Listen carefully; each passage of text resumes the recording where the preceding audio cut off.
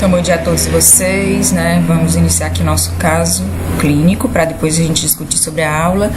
Então, nosso caso clínico é um paciente, Kiro canino Akita, de 6 meses de idade, macho, pesando 6 quilos. Chegou à clínica veterinária para atendimento clínico em janeiro de 2013.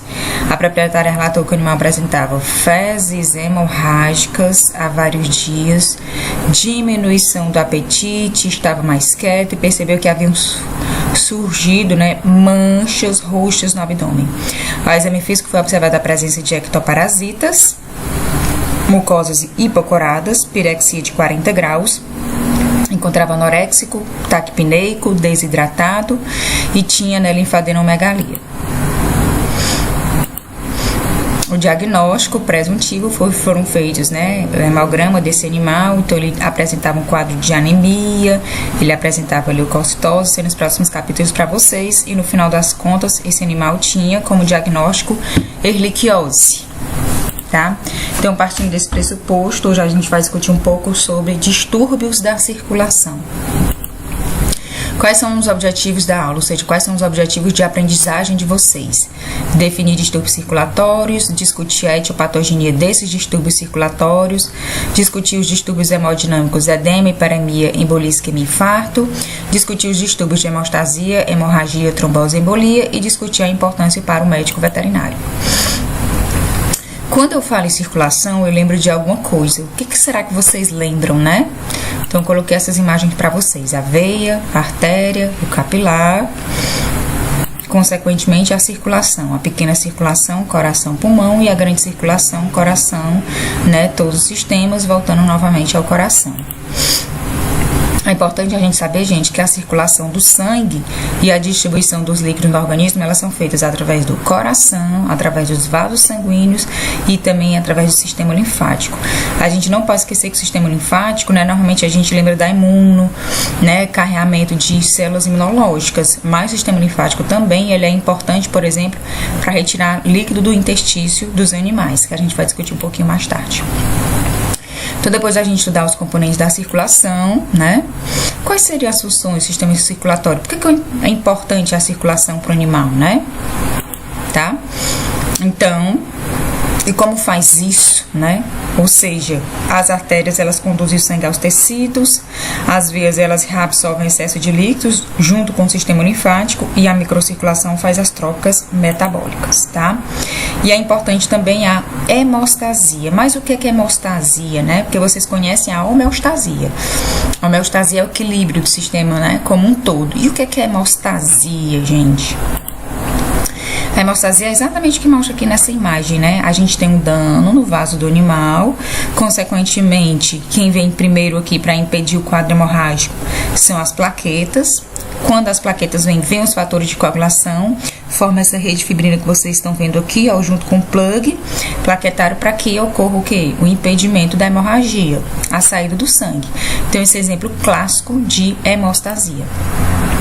A hemostasia é um equilíbrio entre os fatores procoagulantes e os fatores anticoagulantes. Os fatores procoagulantes estimulam a coagulação e os anticoagulantes mantêm a coagulação dentro do controle. O importante é que o paciente não pode ter, excesso de procoagulantes, senão ele vai ter, por exemplo, as coagulações intravasculares disseminadas ou os anticoagulantes, porque ele pode morrer de um quadro hemorrágico, tá? Então, depois que a gente falou da circulação, a importância da circulação, agora sim a gente vai entrar nos distúrbios hemodinâmicos.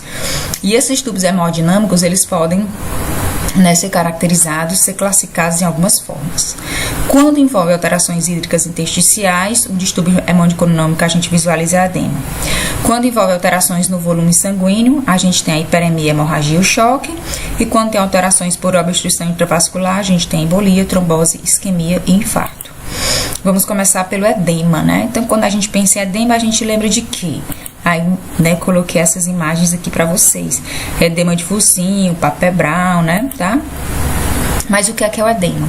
O edema é aumento de líquido intersticial dentro dos tecidos, tá? E é um acúmulo de líquido no intestício. Por isso que ele difere da degeneração hidrópica que vocês estudaram anteriormente. Porque na degeneração hidrópica a gente tinha, no desequilíbrio hidroeletrolítico dentro da célula. O edema não é fora da célula, consequentemente no intestício ou em cavidades. Então, só relembrando aqui para vocês que quando o sangue passa pela artéria, a pressão hidrostática, né? Ela aumenta no tecido, então sai líquido para o tecido e a pressão coloide-osmótica do vaso reduz. A pressão coloide-osmótica, gente, ela vai fazer com que o líquido fique no vaso. Como essa pressão coloide-osmótica é reduzida na artéria, consequentemente o líquido vai para o intestino. Então ela vai caminhando pela artéria, tá? Ela vai caminhando pelo capilar. E aí, quando chega lá no capilar, né, essa pressão coloide-osmótica aumenta, consequentemente, o líquido que estava no tecido volta, né, para a corrente sanguínea. Mas só relembrando que ele não volta totalmente esse líquido, né, ainda fica um pouquinho de líquido aqui no intestino. E aí, consequentemente, quem vai nos ajudar? Sistema linfático. Que é o que a gente visualiza aqui, ó. Então, tem saída de líquidos, né, e aí volta esse líquido para o capilar, através da linfa. A gente pode visualizar que o edema pode ser classificado em edema local, por exemplo, um corte no animal, sistêmico, onde o animal tem edema por tudo que é canto, né, em todos, por exemplo, membros, cavidades, a gente chama isso de anasarca. O edema ele pode ser um transudato, ele é pobre em proteínas, pobre em células, e exudato, rico em proteínas, rico em células, geralmente, né, está envolvido muito com o processo inflamatório mais agudizado, tá? Histopatologicamente, nós olhamos dessa forma, ó. Aqui é um alvéolo, aqui é um pulmão, aqui são alvéolos, tá? Esses são alvéolos normais, isso aqui são edemas, né, ó. Esse material acidofílico que vocês estão visualizando. Fazendo um zoom, seria mais ou menos aqui, ó. Tudo isso aqui é edema, tá? Isso aqui é um alvéolo normal. Qual seria a fisiopatologia, né, do edema? É como eu disse para vocês, vai ter um aumento da pressão hidrostática, certo? No capilar, mais especificamente na artéria, então sai o líquido para o tecido. Vai ter, também pode ter um aumento da permeabilidade do capilar, ou seja, as células endoteliais, elas estão juntinhas. E aí vocês viram isso na imune, elas começam a, né, se separar por causa de um problema inflamatório e consequentemente sai líquido. Ou uma redução da pressão coloide-osmótica do vaso, ou mesmo uma obstrução linfática, onde o vaso linfático, ele impede, né, com que o restinho de líquido que está no intestino volte. Nosso segundo, né, classe de distúrbios circulatórios é a hiperemia. A hiperemia ela se caracteriza pelo aumento local do volume sanguíneo. A hiperemia ela pode ser ativa ou passiva. Ativa, ela é resultante da dilatação da arteríola e leva ao aumento do fluxo sanguíneo. Onde é que a gente pode visualizar a hiperemia? Na musculatura esquelética no exercício e na inflamação, tá?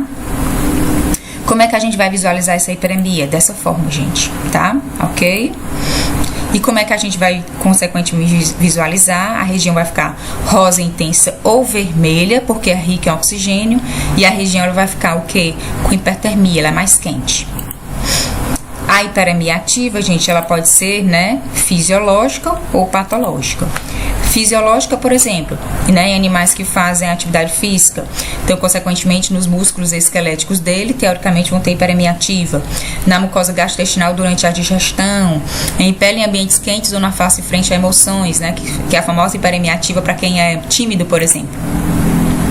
A hiperemia ativa patológica, ela acontece nas inflamações agudas, que é o que a gente visualiza aqui nessa imagem, né? Ó, a gente visualiza vários vasos aqui, repletos, gente, aqui de hemácias, que não deveria ter, tá? A hiperemia passiva ela é conhecida como congestão. Ela é um processo agora passivo e não mais ativo, resultante da redução do fluxo sanguíneo no tecido. Ela pode ser sistêmica, quando o paciente tem insuficiência cardíaca, local, quando tem obstrução venosa isolada, e a cor dela é vermelho escuro ou azul, porque é pobre em oxigênio. Que é o que a gente visualiza aqui nessa imagem. Ó. Isso aqui é um vaso normal, isso aqui é hiperemia ativa, onde eu vou ter vasodilatação das artérias aqui, e esse aqui é a congestão, vaso normal, e aí, consequentemente, né, eu vou ter uma estase aqui, né, do sangue desse paciente, tá? Então, essa é a diferença. Então, se nós visualizássemos essa imagem, ó, tudo isso que vocês estão vendo aqui, isso aqui são hepatócitos normais, isso aqui é congestão. Então, é pobre em oxigênio. Mais uma vez aqui, nesse fígado, mostrando aqui a congestão, essa parte mais escura, tá? E as consequências da hiperemia são edema, hemorragia, degenerações, necrose e fibrose e trombose também.